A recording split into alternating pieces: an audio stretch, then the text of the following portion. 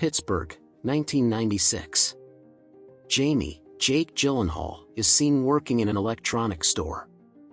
He's talking and flirting with women of all ages into buying phones and stereos while flirting with the store owner's girlfriend, Christy.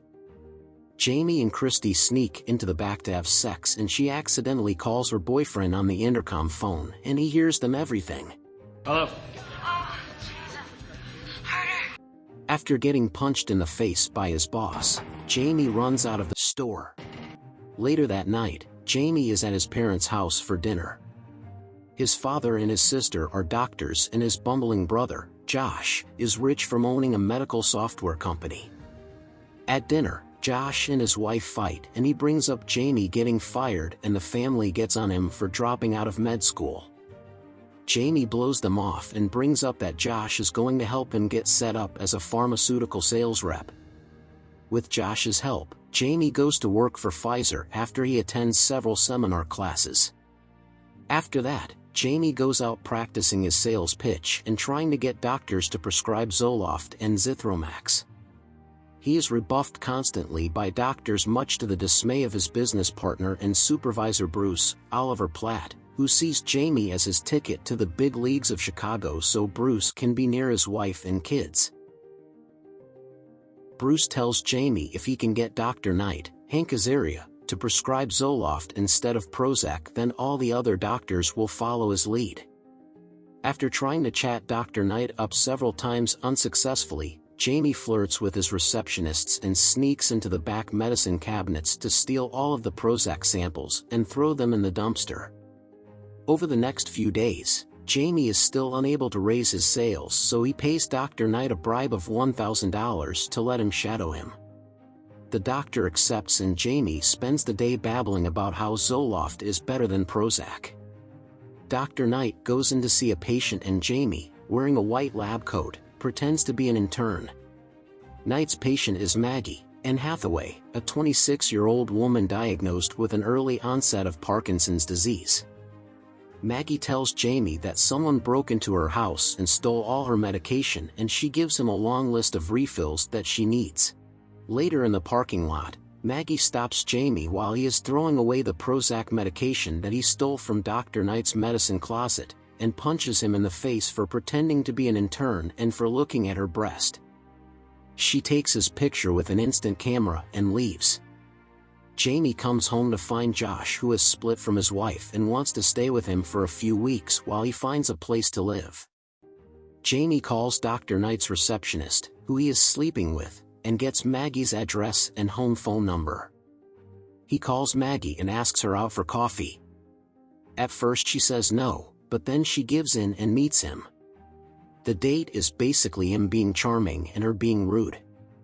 After 10 minutes, they head back to her apartment and have very casual sex. Afterwards, she kicks him out right away, and we see a montage of Jamie getting booty calls and him and Maggie having sex everywhere and whenever she calls him. Later at work, Jamie is throwing away the Prozac pills in a parking lot dumpster when he looks up to get punched in the face by Trey, Gabriel Macht, the hot-tempered rep for Prozac.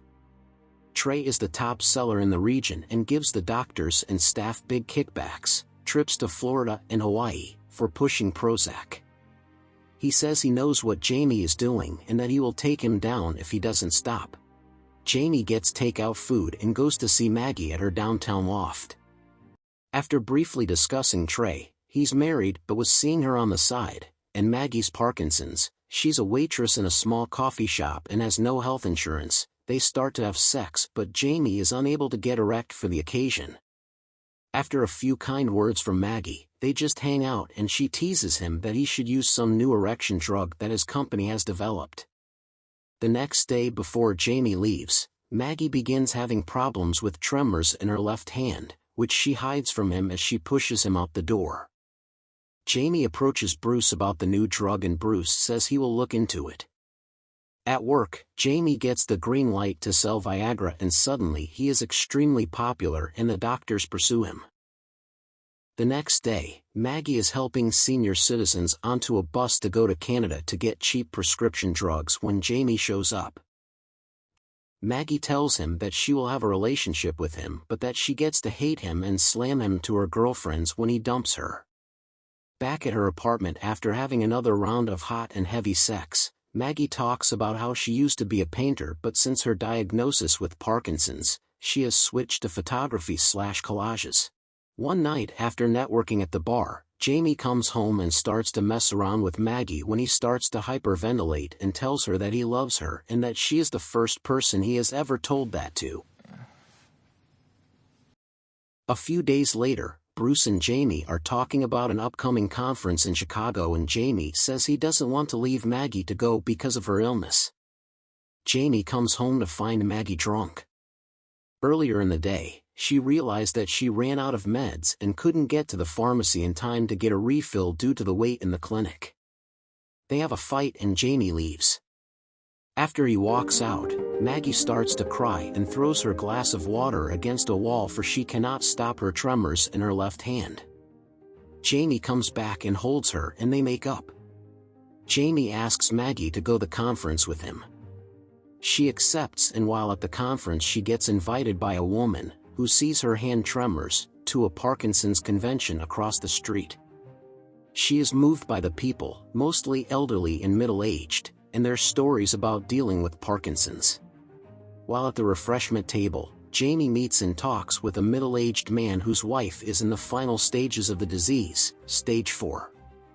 Jamie asks for advice and the man tells him to make a run for it.